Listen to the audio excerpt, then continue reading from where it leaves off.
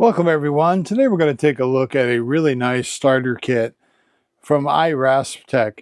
If you've ever messed around with a Raspberry Pi, you know that it can be a hunt to get all of the stuff you need. If you just order just a basic Raspberry Pi off the interwebs, you're going to get it. You're going to be like, oh my gosh, I need this, I need that. This kit gives you everything you need to get started with getting a Raspberry Pi going. And it's going to give you the newest Raspberry Pi 5 in this kit as well. So let's take a look at what you get here. First off, I'd like to point out their quick start guide is very good at describing all of the stuff in this kit and getting it up and running for the first time. Now, this guy does already come with a configured flash card on it. And if you want to change the operating system, that's going to be on you. But I recommend you use this with what's supplied and get it in the game initially to prove that it works the way you expect it to. And then start mucking around with changing the operating system that you want to use with this. Now, this is the one thing that I know I struggled with early on when I was messing around with Raspberry Pis, was getting one with an adequate enough power supply. So this comes with a 27-watt USB-C power supply. Look at that guy. He is ready to go. Nice heavy cord on here. Nice big plug. Not going to have a problem getting this guy going. We also get not one, but two very nice HDMI cables.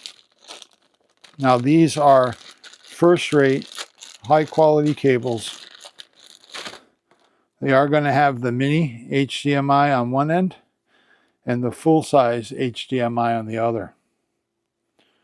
And that's for both cables.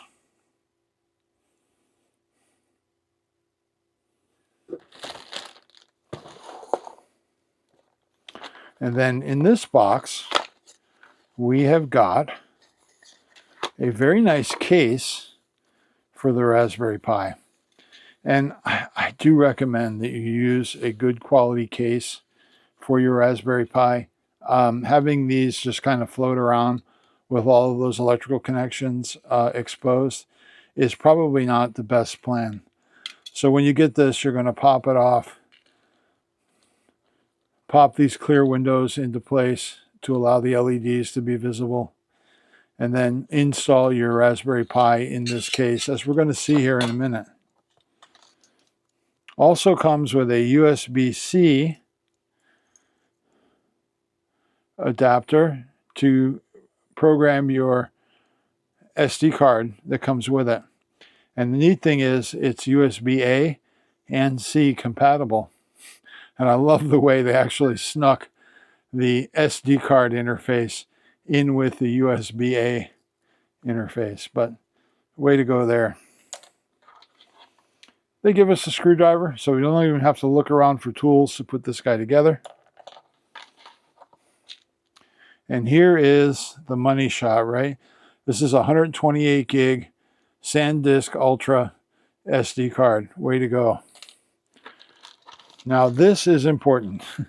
These new Raspberry Pi 5s are moving a lot of data, and they generate quite a bit of heat.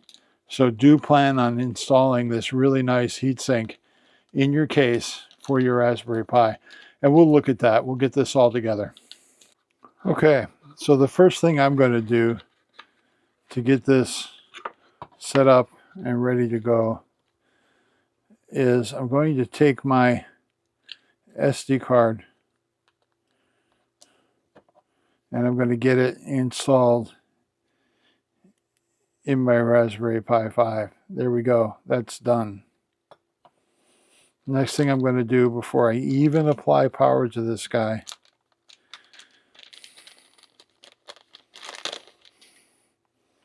I'm going to get this cooling fan situated on here. There is a film on these. So you do want to get all of these off.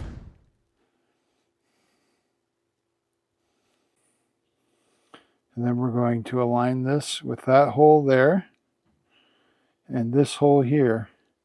And then these guys just punch right down through those holes and clip in.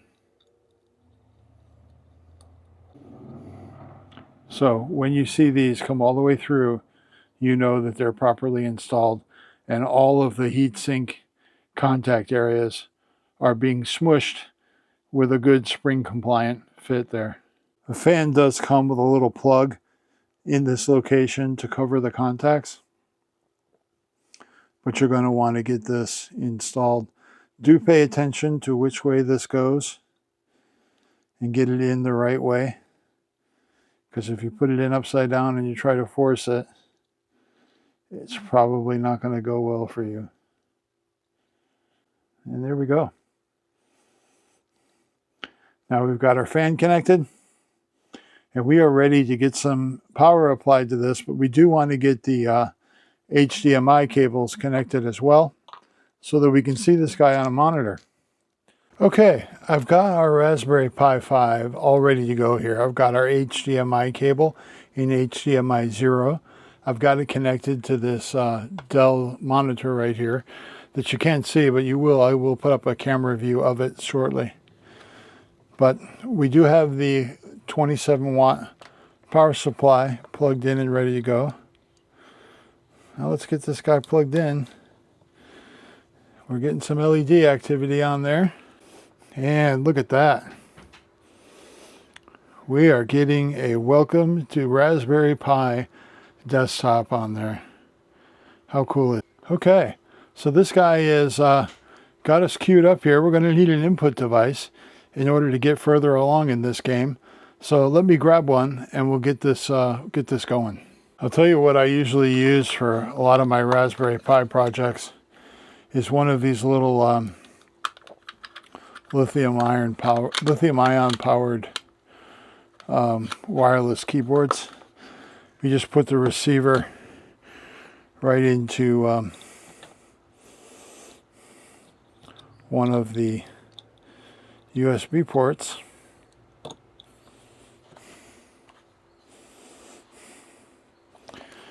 And then turn this on. Get it in the game. I am going to select the location. I'm not in the UK. I am in the US. And time zone. We've got victory here, folks. It is downloading its updates and it is getting us in the game. Now, while you're off camera there, I went through the whole creating a user account and getting all that set up, putting in my Wi-Fi information. But now this guy is just taking care of itself and getting it ready for us to have a functioning Linux workstation. That's pretty awesome. We can go up here, get on this OK button.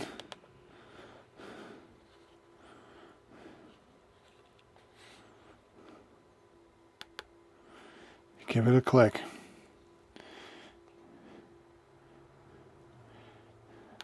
Restart. And there we go. Heck yeah.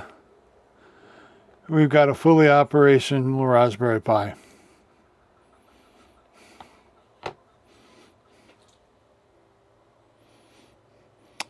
Now we are going to put this in the case the way it should be. And for that, we're going to power this off. Get everything disconnected here so it'll allow getting in the case a little bit easier. Now, this is one thing you want to make sure that you get right before you put the Raspberry Pi in place. This little clear plastic bit is going to be the light guide for the LED on the system, and also the button. So once you get that in there like that, you're going to very carefully take your Pi, get it down in there, and you can see how that lines up with that button on there, the reset. And also it's going to pick up the light from the LED as well. And you can see that we are pretty well lined up on all of our screws. And what we're going to do is get 4 of these out, use our screwdriver from the kit,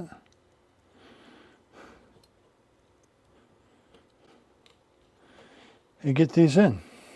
Make sure that you get all 4 of these screws started, but not even snug. They all should be very loose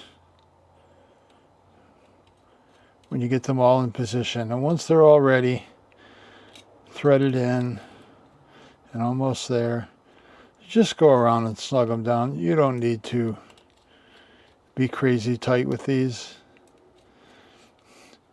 Unlikely that your Pi is going to end up in a high vibration environment.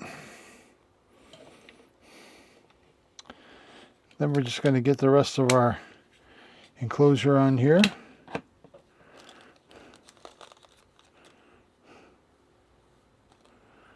We've got another screw that holds the top cover on.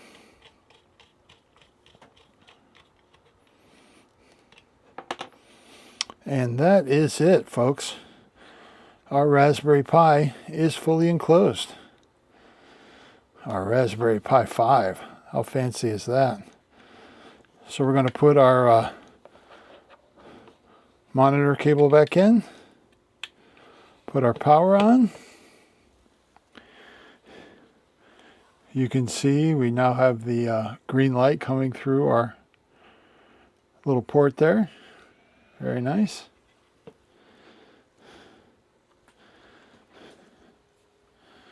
And I gotta say, this Raspberry Pi 5 boots like crazy fast. This guy is all ready to go. So we right now have a very basic, very simple, easy to use computer. And all of the projects that we can do with this, man, just a quick search on the web and you will be blown away with how much you can do with a Raspberry Pi.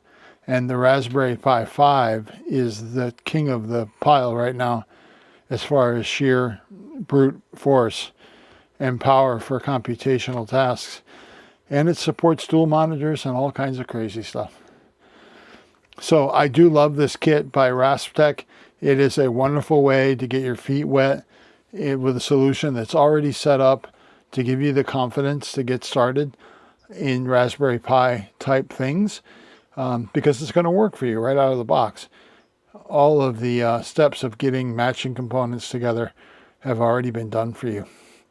So once again, great solution from Rasptech, and I want to thank them for sharing this kit with me so that I could share it with you. Thanks for watching, everybody. You have a great week.